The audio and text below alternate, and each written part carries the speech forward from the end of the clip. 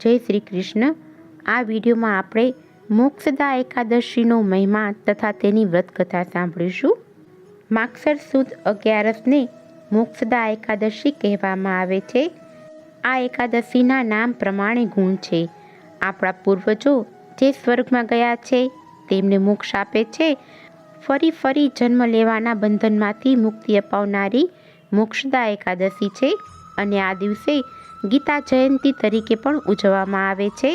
આ દિવસે ભગવાન શ્રી કૃષ્ણએ અર્જુનને ગીતાનો બોધ આપ્યો હતો, આથી આ દિવસને ગીતા જયંતી તરીકે પણ ઉજવવામાં આવે છે। હવે આપણે મોક્ષદા એકાદશીની વ્રતકથા સાંભળીશું। એક વખત ધર્મરાજા અને ભગવાન બેઠા હતા। તે સમયે ધર્મરાજાને સંશય થયો કે જગત જીવોના પાપનો નાશ કયા વ્રતથી થાય અથવા પાપને નાશ કરવા માટે શું કરવું જોઈએ, કયા દેવનું પૂજન કરવું જોઈએ કે જેથી સર્વને સુખ મળે। આવા પોતાના સંશયના નિરાકરણ માટે ધર્મરાજાએ ભગવાનને પૂછ્યું, હે જગત નિયંતા પ્રભુ, મારા સંશયના નિવારણનો માર્ગ બતાવો। પાપના નાશ માટે કયા દેવનું પૂજન કરવું અને કયા દિવસનું વ્રત કરવું તેનું મહત્વ સમજાવો। ત્યારે ભગવાન બોલ્યા, હે ધર્મરાય, મોક્ષદા એકાદશીનું વ્રત કરવાથી પાપનો નાશ થાય છે। માગસર સુદ 11 મોક્ષ આપનારી મોક્ષદા એકાદશી કહેવાય છે। આ દિવસ ભગવાન વિષ્ણુનો છે, જેથી ભગવાન દામોદરનું નિષ્ઠાપૂર્વક પૂજન કરી ઉપવાસ કરવો, પોતાના થયેલા પાપના નાશ માટે ભગવાન પાસે ક્ષમા યાચના કરવી, ભક્તિભાવપૂર્વક મોક્ષદા એકાદશીનું વ્રત કરવું। આ એકાદશીનું વ્રત કરવાથી મોક્ષની પ્રાપ્તિ થાય છે। પુરાણ કાળમાં બની ગયેલી એક કથા હું તમને સંભળાવું છું, તે તમે સાંભળો। ભગવાનની વાત સાંભળી પ્રસન્ન થતા ધર્મરાય કથા સાંભળવા લાગ્યા। આદિ પુરાણ કાળમાં ગોકુળ નામે નગરમાં એક ધર્મિષ્ઠ રાજા રાજ્ય કરતો હતો। તેનું નામ વૈખાસન હતું। રાજા વૈખાસનના રાજમાં પ્રજા સુખી અને સમૃદ્ધ હતી। રાજા પોતાની પ્રજા પ્રત્યે પુત્ર જેવો પ્રેમ રાખતો હતો। વેપાર વાણિજ્યમાં તેનું રાજ્ય આગળ હતું, તેથી તેના રાજ્યમાં સુખ સંપત્તિની કમી ન હતી। રાજા ન્યાયી, ધર્મિષ્ઠ, પુણ્યશાળી હતો, તેથી તેનું રાજ્ય સમૃદ્ધ હતું। એક રાત્રે રાજાને સ્વપ્ન આવ્યું। સ્વપ્નમાં તેના પિતા નરક યાતના ભોગવતા હતા। પોતાના પિતાની આવી દશા જોઈ રાજા ઘણો જ દિલગીર થયો। તેના પિતાએ કહ્યું, બેટા, તું સુપુત્ર છો। મારા કોઈ પાપના કર્મોથી મારો વાસ નરકમાં થયો છે। મારો ઉદ્ધાર કર તો તારું કલ્યાણ થશે। અને રાજાની આંખ ઉઘડી ગઈ। સ્વપ્નની વાત જાણી વૈખાસન રાજા પોતાના પિતાનું દુઃખ જાણી ગમગીન બની ગયો। તેને ક્યાંય ચેન પડતું નથી। તે પોતાના પિતાની મુક્તિ માટે વિચાર કરવા લાગ્યો, પણ કોઈ માર્ગ સૂચ્યો નહીં। તેથી તેણે પોતાના રાજ્યના સર્વે વિદ્વાન પંડિતોની સભા બોલાવી અને સ્વપ્નની વાત જણાવી અને કહ્યું, હે બ્રહ્મ દેવતાઓ, તમે સૌ વિદ્વાન છો અને મારા પિતાના ઉદ્ધાર માટે કોઈ રસ્તો બતાવો। મારા જેવા સુપાત્ર પુત્રને પિતાનું દુઃખ જોઈ ચેન પડતું નથી।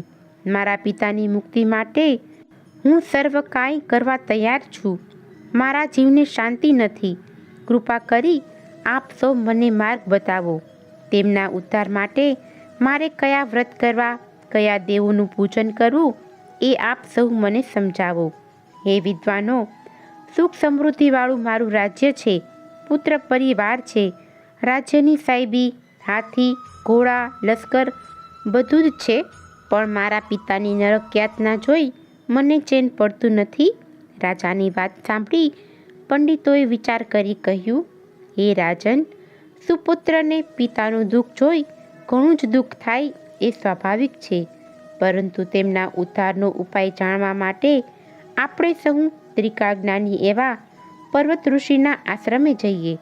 તેઓ જરૂર આનો માર્ગ બતાવશે। આથી બીજા દિવસે વૈખાસન રાજા પોતાના પુત્ર, પરિવાર, રાણીઓ અને સૌ વિદ્વાનો તથા પ્રજાજનોના સાથે મહર્ષિ પર્વત ઋષિના આશ્રમે ગયો। પર્વત ઋષિના આશ્રમમાં અનેક ઋષિ મુનિઓ હતા। એ બધાના વચમાં આસન ઉપર બેઠેલા પર્વત ઋષિ કાંતિવાન, દેદીપ્યમાન તેમજ મૂર્તિ સમા શોભી રહ્યા હતા. રાજાએ પર્વત ઋષિના પગમાં પડી પ્રણામ કર્યા. એટલે રાજાને આશીર્વાદ આપી ઋષિએ રાજ્યના પ્રજાના પુત્ર પરિવારના કુશળ સમાચાર પૂછ્યા. એટલે રાજાએ હાથ જોડી અને કહ્યું, હે મહર્ષિ, આપ તો ત્રિકાળ જ્ઞાની છો. મારા દુઃખના નિવારણ માટે હું પુત્ર પરિવાર સાથે, પ્રજાજનો અને વિદ્વાન પંડિતો સાથે આપની પાસે આવ્યો છું. મારા રાજ્યમાં અનંત સુખ શાંતિ છે, પણ મારા અંતરમાં અશાંતિનું દુઃખ છે. તેના નિવારણ માટે હું આપની પાસે આવ્યો છું. રાજાની વાત જાણી ઋષિ ધ્યાનસ્થ બન્યા. ક્ષણેક પછી ધ્યાનમુક્ત થઈ ઋષિએ કહ્યું, હે રાજન, તારી અશાંતિ અને દુઃખનું કારણ હું જાણું છું. તારા પિતા નરક યાતના ભોગવી રહ્યા છે, તેથી તું દુઃખી છે. પણ હે હું રાજા, કરેલા કર્મોના ફળ ભોગવ્યા વિના છૂટકો જ નથી. પૂર્વજન્મમાં કરેલા પાપે તારા પિતાને નરક યાતના ભોગવવી પડે છે. પૂર્વજન્મમાં તારા પિતાને 2 સ્ત્રીઓ હતી. તેમાંથી એક સ્ત્રી પ્રત્યેના દ્વેષના કારણે તારા પિતાએ બીજી સ્ત્રીના ઋતુનો નાશ કર્યો હતો. એક સ્ત્રી ઋતુ પ્રાપ્ત થતાં તારા પિતા પાસે ઋતુદાનની માંગણી કરવા દીન ભાવે કરગરતી હતી અને વાસનાની યાચના કરતી હતી.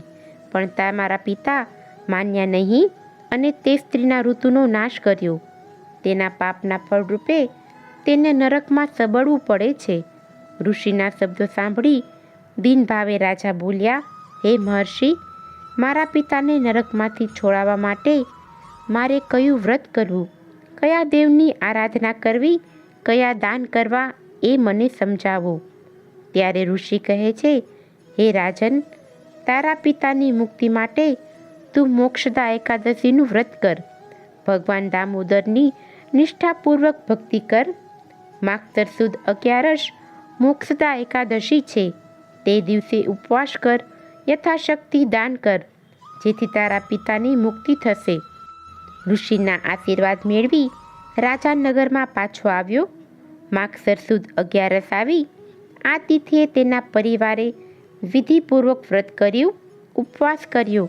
ભગવાન વિષ્ણુ દામોદરનું નિષ્ઠાપૂર્વક ધ્યાન ધર્યું. તેથી સ્વર્ગમાંથી પુષ્પવૃષ્ટિ થઈ અને વૈખાસન રાજાના પિતાની મુક્તિ થઈ. તે સ્વર્ગમાં ગયા અને પિતાએ રાજાને આશીર્વાદ આપ્યા કે હે પુત્ર, તારું કલ્યાણ થાજો. મહામૂલી ચિંતામણી તુલ્ય આ મોક્ષદા એકાદશીનું કથાનું શ્રવણ અને પઠન કરવાથી સર્વ પાપો નષ્ટ થાય છે અને વ્રત કરનારનું પણ અત્યંતિક કલ્યાણ થાય છે. આ વ્રત કથાનું શ્રવણ પઠન કરવાથી વાજપેયી યજ્ઞનું ફળ મળે છે. સ્વર્ગ અને મોક્ષના અધિકારી બનાવનારી આ મોક્ષદા એકાદશી જેવી અન્ય કોઈ વિમલ અને પરમ પવિત્ર એકાદશી નથી. આ મોક્ષદા એકાદશીનો મહિમા અપરંપાર છે. માટે વિધિ વિધાન અનુસાર આ અનુપમ મોક્ષદા એકાદશીનું વ્રત કરવા વ્રતધારીએ આગ્રહ રાખવો જોઈએ, જેથી પોતપોતાના પિતૃઓ પણ સ્વર્ગલોકની પ્રાપ્તિ કરી શકે. આમ મોક્ષદા એકાદશીનું નિષ્ઠાપૂર્વક વ્રત કરનારના સર્વ સંકટો દૂર થાય છે, નરક યાતનામાંથી મુક્તિ મળે અને સર્વ સંતાપો દૂર થાય છે. એમ કહી ભગવાને ધર્મરાયને મોક્ષદા એકાદશીનું મહત્વ સમજાવ્યું. તેથી ધર્મરાય આનંદ અનુભવવા લાગ્યા. બોલો લક્ષ્મીપતિ નારાયણની જય. જો તમને આજની આ કથા પસંદ આવી હોય તો એક લાઈક આપી ચેનલને સબસ્ક્રાઈબ કરો. આજની આ કથા સાંભળવા બદલ આપનો ખૂબ ખૂબ આભાર. જય શ્રી કૃષ્ણ.